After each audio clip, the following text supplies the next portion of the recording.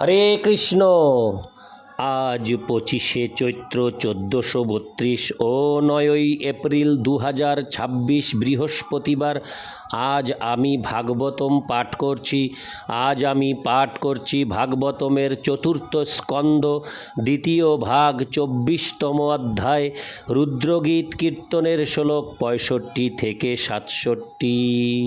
হরে কৃষ্ণ কৃষ্ণ কৃষ্ণ হরে হরে, হরে রাম রাম রাম হরে হরে।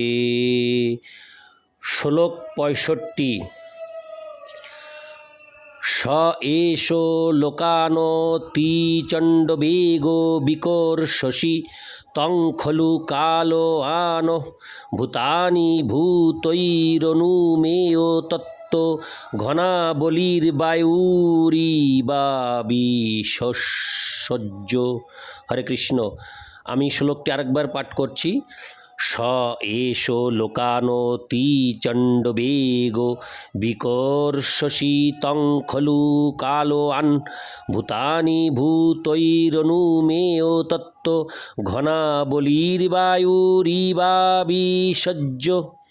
অনুবাদ: হে ভগবান, আপনার পরম ঈশ্বরত্ব প্রত্যক্ষভাবে অনুভব করা যায় না, কিন্তু এই জগতে যে সব কিছু কালের প্রভাবে ধ্বংস হয়ে যায় তা দেখে তা অনুমান করা যায়।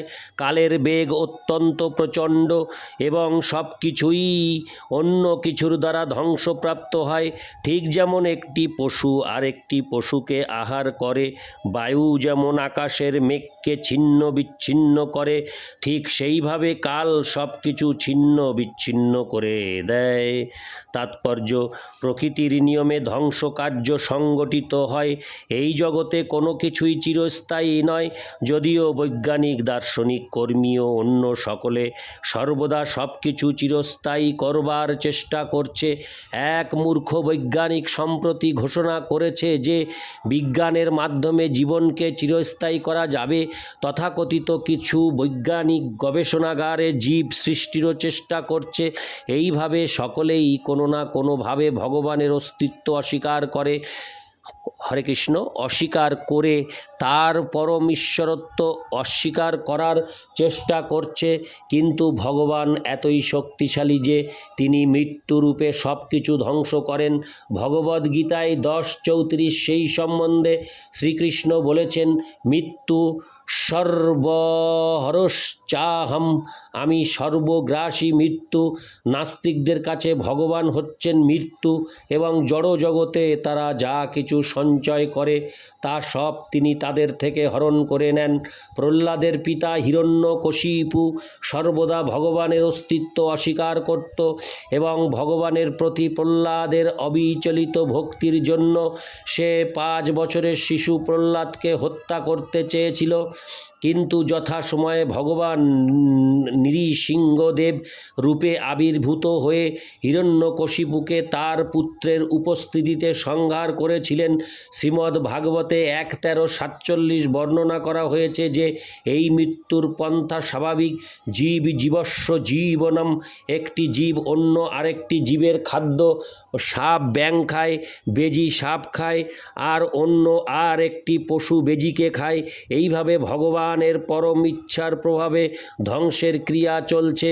যদিও আমরা প্রত্যক্ষভাবে ভগবানের হাত দেখতে পাই না, কিন্তু এই ধ্বংস কার্যের মাধ্যমে আমরা ভগবানের হাতের উপস্থিতি অনুভব করতে পারি। আমরা বায়ুর দ্বারা মেঘকে ছিন্ন ভিন্ন হতে দেখি, কিন্তু যদিও তা কিভাবে হচ্ছে তা আমরা দেখতে পাই না, কারণ বায়ুকে দেখা যায় না। তেমনি যদিও আমরা পরমেশ্বর ভগবানকে প্রত্যক্ষভাবে দর্শন করতে পারি না, তবুও ধ্বংস ক্রিয়ার মাধ্যমে দেখা যায় কিভাবে তিনি সব কিছু নিয়ন্ত্রণ করছেন। ভগবানের নিয়ন্ত্রণাধীনে ভয়ঙ্করভাবে এই ধ্বংস কার্য চলছে, কিন্তু নাস্তিকেরা তা দেখতে পায় না। ইতি শ্লোক 65। শ্লোক 66। প্রমত্তমুচ্চৈরিতি কৃত্য চিন্তয়া প্রবৃদ্ধ লোভম বিষয়েষু লালসম তমো প্রমত্ত সহসাভিপদ্যসে খুললে লিহানো হো হিরি বা খুমন্তক। অনুবাদ: হে ভগবান, এই জড় জগতে সমস্ত জীবই বিভিন্ন বিষয় পরিকল্পনার ব্যাপারে প্রমত্ত এবং তারা সর্বদাই কিছু না কিছু করার বাসনায় ব্যস্ত। তার কারণ হচ্ছে দূরদমনীয় লোভ। জড়জাগতিক সুখভোগের জন্য এই লোভ জীবের মধ্যে সর্বদাই রয়েছে, কিন্তু পরমেশ্বর ভগবান আপনি কাল রূপে তাদের আক্রমণ করেন, ঠিক যেভাবে একটি সর্প অনায়াসে একটি মুশিককে গ্রাস করে। তাৎপর্য: এই জড়জগতে সকলেই লোভী এবং সকলেই জড় সুখভোগের জন্য নানা রকম পরিকল্পনা করে। জড় সুখভোগের লালসার ফলে জীবকে প্রমত্ত বলে বর্ণনা করা হয়েছে। সেই সম্বন্ধে ভগবদ্ গীতায় 3:27 বলা হয়েছে, প্রকৃতে ক্রিয়মাণানি গুণৈ কর্মাণি সর্বশ অহংকার বিমূঢ়ত্বা কর্তা হোমিতি মন্যতে।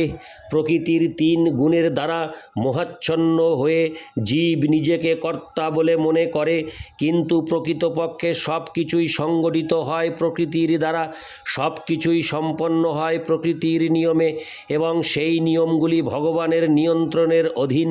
নাস্তিকেরা বা নির্বোধেরা সেই কথা জানে না। তারা তাদের নিজেদের পরিকল্পনায় ব্যস্ত থাকে, আর বড় বড় রাষ্ট্রগুলি তাদের সাম্রাজ্য বিস্তারের কাজে ব্যস্ত থাকে। যদিও আমরা জানি না, কালের প্রভাবে বহু বড় বড় সাম্রাজ্যের সৃষ্টি হয়েছে এবং ধ্বংস হয়েছে। মানুষের চরম উন্মত্ততায় বহু বড় বড় সম্ভ্রান্ত পরিবারের সৃষ্টি হয়েছে, কিন্তু কালের প্রভাবে সেই সমস্ত পরিবার ও সাম্রাজ্য ধ্বংস হয়ে গেছে। কিন্তু তা সত্ত্বেও মূর্খ নাস্তিকেরা ভগবানের পরম ঈশ্বরত্ব স্বীকার করতে চায় না। এই প্রকার মূর্খ মানুষেরা ভগবানের পরম অধ্যক্ষতা স্বীকার না করে অনর্থক নিজেদের মন গড়া সমস্ত কর্তব্য সৃষ্টি করে। তথাকথিত রাজনৈতিক নেতারা তাদের রাষ্ট্রের জড় জাগতিক উন্নতি সাধনের জন্য নানা রকম পরিকল্পনায় ব্যস্ত থাকে, কিন্তু প্রকৃতপক্ষে এই সমস্ত রাজনৈতিক নেতারা কেবল তাদের নিজেদের উচ্চ পদই আকাঙ্ক্ষা করে। জড়জাগতিক উচ্চ পদের লোভে তারা নিজেদের জনসাধারণের নেতা রূপে উপস্থাপিত করে তাদের ভোট সংগ্রহ করে, যদিও তারা নিজেরাই সম্পূর্ণরূপে জড়া প্রকৃতির নিয়মের অধীন। এইগুলি হচ্ছে আধুনিক সভ্যতার কয়েকটি ভ্রান্তি। ভগবানের অধ্যক্ষতা স্বীকার না করে এবং ভগবদ্ ভক্তির পন্থা অবলম্বন না করে জীবেরা বিভ্রান্ত হচ্ছে এবং তাদের সমস্ত পরিকল্পনাগুলি ব্যর্থ হচ্ছে। অর্থনৈতিক উন্নতি সাধনের অবৈধ পরিকল্পনার ফলে সারা পৃথিবী জুড়ে প্রতিদিন দ্রব্যমূল্য এতই বৃদ্ধি হচ্ছে যে দরিদ্র শ্রেণীর মানুষদের পক্ষে জীবন ধারণ করা অত্যন্ত কঠিন হয়ে উঠেছে এবং তার ফলে তারা প্রচণ্ড দুঃখ কষ্ট ভোগ করছে। কৃষ্ণ ভক্তির অভাবে মানুষেরা তথাকথিত নেতা ও পরিকল্পনাকারীদের দ্বারা প্রতারিত হচ্ছে। তার ফলে মানুষের দুঃখ কষ্ট ক্রমান্বয়ে বৃদ্ধি পাচ্ছে। ভগবানের নিয়ন্ত্রণাধীনে প্রকৃতির নিয়মে এই জড়জগতে কোনো কিছুই চিরস্থায়ী নয়। তাই সকলেরই কর্তব্য নিজেদের রক্ষা করার জন্য পরমেশ্বর ভগবানের আশ্রয় গ্রহণ করা। এই সম্পর্কে শ্রীকৃষ্ণ ভগবদ্গীতায় 5:29 বলেছেন, ভোক্তারং জগতোপশং সর্বলোক মহেশ্বরম সুহৃদং সর্বভূতানাং জ্ঞাত্বা মাং শান্তি মৃচ্ছতি। ঋষিগণ আমাকে সমস্ত যজ্ঞ ও তপস্যার চরম উদ্দেশ্য, সমস্ত গ্রহ লোক ও সমস্ত দেবতাদের মহেশ্বর এবং সমস্ত জীবের সুহৃদ ও শুভাকাঙ্ক্ষী রূপে জেনে জড়জগতের দুঃখ দুর্দশা থেকে শান্তি লাভ করেন। সমাজে কেউ যদি মনের শান্তি লাভ করতে চায়, তাহলে তাকে অবশ্যই মেনে নিতে হবে যে পরমেশ্বর ভগবান হচ্ছেন প্রকৃত ভোক্তা। হরে কৃষ্ণ। সমগ্র ব্রহ্মাণ্ডের সব কিছুর অধীশ্বর হচ্ছেন তিনি এবং তিনি আবার সমস্ত জীবের পরম বন্ধু। সেই কথা জানার ফলে মানুষ ব্যক্তিগতভাবে ও সমষ্টিগতভাবে সুখী হতে পারে এবং শান্তি লাভ করতে পারে। ইতি শ্লোক 66। শ্লোক 67। কশ্যৎ পদাব্জং বীজহাতি পণ্ডিত যস্তে হো বমানো ব্যয়মানো কেতন বিশঙ্কয়াস্মদ গুরুচ্চর ব্যক্তি হরে কৃষ্ণ বিশঙ্করা হরে কৃষ্ণ বিশঙ্কয়াস্মদ গুরুরচতি স্ম যদ বিনোপপত্তিং মনোবস্য চতুর্দশ। আমি শ্লোকটি আরেকবার পাঠ করছি। শ্লোক 67। কস্যদ পদাব্জং বিজোহাতি পণ্ডিত জস্তে হো বমানো বয়মানো কেতন বিশঙ্কায়াস্মদ গুরুরুচ্যতি স্ম যদ বিনোপপত্তিং মনোবশ্চতুর্দশ। অনুবাদ: হে ভগবান, যে কোনো পণ্ডিত ব্যক্তি জানেন যে আপনার আরাধনা না করলে সমগ্র জীবন ব্যর্থ হয়। সেই কথা জানা সত্ত্বেও কিভাবে তিনি আপনার শ্রীপাদপদ্মের আরাধনা ত্যাগ করতে পারেন? এমনকি আমাদের পিতা এবং গুরুদেব ব্রহ্মাও নির্দ্বিধায় হরে কৃষ্ণ নির্দ্বিধায় আপনার আরাধনা করেছেন এবং চতুর্দশ মনুগণও তার পদাঙ্ক অনুসরণ করেছেন। তাৎপর্য: পণ্ডিত শব্দটির অর্থ হচ্ছে জ্ঞানী ব্যক্তি। প্রকৃত জ্ঞানীকে জ্ঞানীর বর্ণনা করে ভগবদ্গীতায় 7:19 বলা হয়েছে, বহুনাং জন্ম নামন্তে জ্ঞান বান্মাং প্রপদ্যতে বাসুদেব সর্বমিতি সমহত্তা সুদুর্লভ। বহু বহু জন্মান্তরের পর যিনি প্রকৃত জ্ঞানী, তিনি আমাকে সর্বকারণের পরম কারণরূপে জেনে আমার শরণাগত হন। এই প্রকার মহাত্মা অত্যন্ত দুর্লভ। এইভাবে বহু জন্মান্তরের পর মানুষ যখন আত্ম উপলব্ধির জন্য খামখেয়ালিপূর্ণ সমস্ত প্রচেষ্টা পরিত্যাগ করে ভগবান শ্রীকৃষ্ণের শরণাগত হন, তখনই তিনি প্রকৃত জ্ঞানী হন। এই প্রকার মহাত্মা বা জ্ঞানী ব্যক্তি জানেন যে শ্রীকৃষ্ণ বা বাসুদেবই হচ্ছেন সব কিছু। বাসুদেব সর্বমিতি।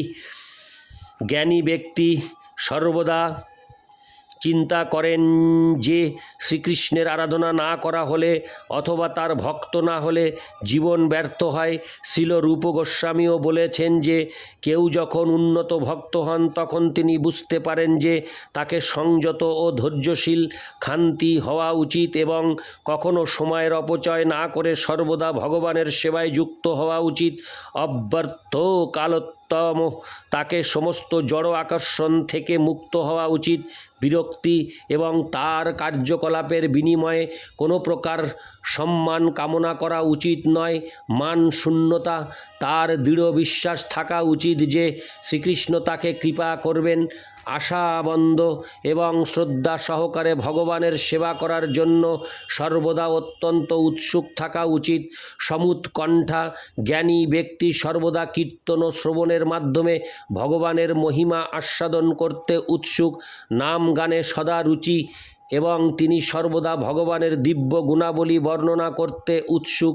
আসক্তিস্তদ গুণাখ্যানে। যে সমস্ত স্থানে ভগবান তার লীলাবিলাস করেছেন সেই সমস্ত স্থানের প্রতিও তার অত্যন্ত আকৃষ্ট হওয়া উচিত।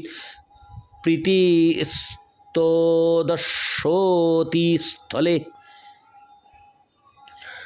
এইগুলি উন্নত স্তরের ভক্তের লক্ষণ। উত্তম ভক্ত বা পূর্ণ চেতনা সমন্বিত মানুষ যিনি প্রকৃতই জ্ঞানবান, তিনি কখনো ভগবানের শ্রীপাদপদ্মের সেবা পরিত্যাগ করতে পারেন না।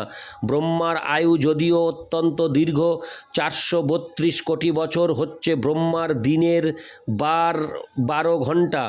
হরে কৃষ্ণ। 432 কোটি বছর হচ্ছে ব্রহ্মার দিনের 12 ঘণ্টা। তবুও ব্রহ্মাও মৃত্যুর ভয়ে ভীত এবং তার ফলে সর্বদা ভগবানের সেবায় যুক্ত থাকেন। তেমনি ব্রহ্মার একদিনে যে চতুর্দশ মনুর আবির্ভাব ও তিরোভাব হয় তারাও ভগবানের সেবায় যুক্ত। প্রথম মনু হচ্ছেন স্বয়ম্ভুব মনু। প্রত্যেক মনুর আয়ু হচ্ছে 71 চতুর্যুগ এবং একটি চতুর্যুগের স্থিতি হচ্ছে 43,20,000 বছর। যদিও মনুদের আয়ুষ্কাল এতই দীর্ঘ, তবুও তারা ভগবত ভক্তিতে যুক্ত থেকে পরবর্তী জীবনের জন্য নিজেদের প্রস্তুত করেন। এই যুগে মানুষের আয়ু হচ্ছে বড় জোর 70-80 বছর এবং এই স্বল্প আয়ুও ক্রমশ হ্রাস পাচ্ছে। হরে কৃষ্ণ। হ্রাস পাচ্ছে। তাই মানুষদের পক্ষে শ্রী চৈতন্য মহাপ্রভুর নির্দেশ অনুসারে নিরন্তর হরে কৃষ্ণ মহামন্ত্র কীর্তন করার মাধ্যমে ভগবানের শ্রীপাদপদ্মের আরাধনা করা অধিকতর কর্তব্য। সেই সম্বন্ধে শ্রী চৈতন্য মহাপ্রভু বলেছেন, তৃণাদপি শুনিচেন তররিব সহিষ্ণুনা অমানীনা মানদেন কীর্তনীয় সদা হরি। শিক্ষাষ্টক 3।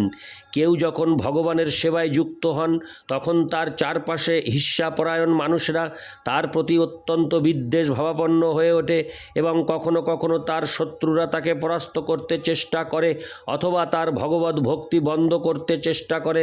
কেবল বর্তমান যুগেই নয়, পুরাকালেও প্রহ্লাদ মহারাজ যখন ভগবানের প্রেমময়ী সেবায় যুক্ত হয়েছিলেন তখন তার আসরিক পিতা হিরণ্যকশিপু তাকে নানাভাবে নির্যাতিত করে। নাস্তিকেরা সর্বদাই ভক্তদের নির্যাতন করতে প্রস্তুত থাকে।